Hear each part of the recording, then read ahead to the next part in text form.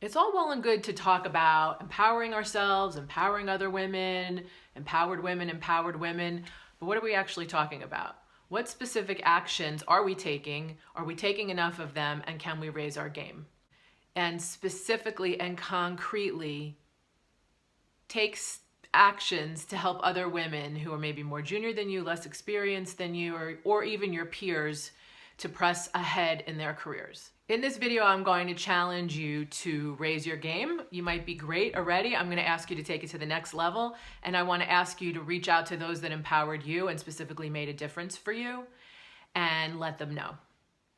For the best strategies to take your career to the next level, subscribe to my channel and hit the bell so you can be notified when I post new content weekly. Here's the thing, you don't care about when I post new content weekly, you're gonna see it when you're looking for it. However, you will empower me and help me get my message out in front of more women who are looking for it by hitting the subscribe button. So thanks for your support and for supporting others. I'm Christina dellisanti-Miller of Full Potential Realized, and I'm a career transition coach. I've helped hundreds of women take their career forward in ways they didn't even realize was possible.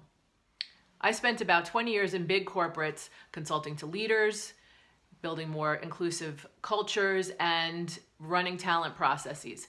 So I'm using my behind the scenes insights to help women to take their careers to the next level. Let me give you two examples of women who were very empowering to me and the concrete things that they did to share their power. If you think about the definition of empowerment, one is to authorize others or to entitle. I'm not talking about that kind of empowerment. I'm talking about the other definition, which is about helping others to be more confident in claiming their rights, in being successful. And that one has synonyms like unshackle, unfetter, that one. We can all do that more for each other. First example, I was working with this executive for quite a while. We had a great relationship, but we were at this point in time a little bit locking horns. And she pulled me aside and she said, listen, because I was saying to him, we need to do 10 things. He was saying, we just need to do one thing. I was saying, we need to move 10 items one step forward as opposed to one item 10 steps forward.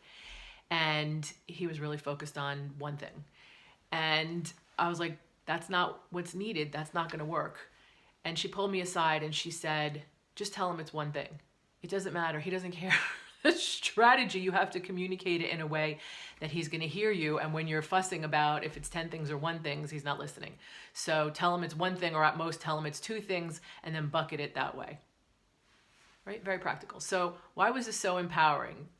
Because she knew him very well and she understood how he operated, and she was sharing her inside scoop with me so that I could shift, because it was in my blind spot and I wasn't getting it at the time. I wasn't externally focused. I was like, we need to do the correct technical thing. I wasn't focused on how do I package it or how do I get him to understand it.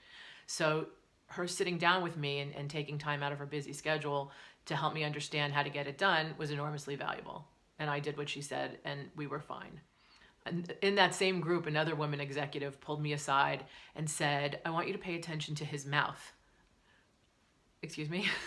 She was like, when he has the line mouth, that means he's mad, and take a step back and regroup and rephrase what you're saying, because he won't ever come out and say it. But when he does the line mouth, we all know to regroup.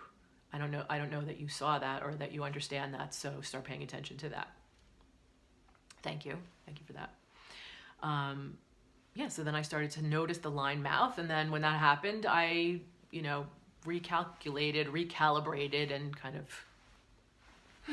of got there another way. So women who understand their colleagues, have figured out their tells, and share that information with other women and their teammates, I think, do a huge service to others. I'm sure there's a million more examples. I'd love to hear your examples. Please let me know in the comments who did something very concrete and specific empowering you, and what was it? And also, if somebody you have empowered and really helped them to just kind of unlock a little tiny nuance or detail that would make all the difference, please share that in the comments too.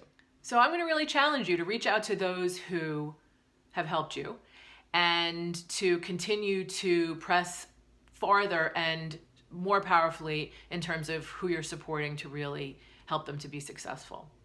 Sometimes we think like people don't want feedback or people don't want you to butt in, but those insights and that experience could really make a difference for that person. Empowering other women to take their career forward is one way to lead with presence.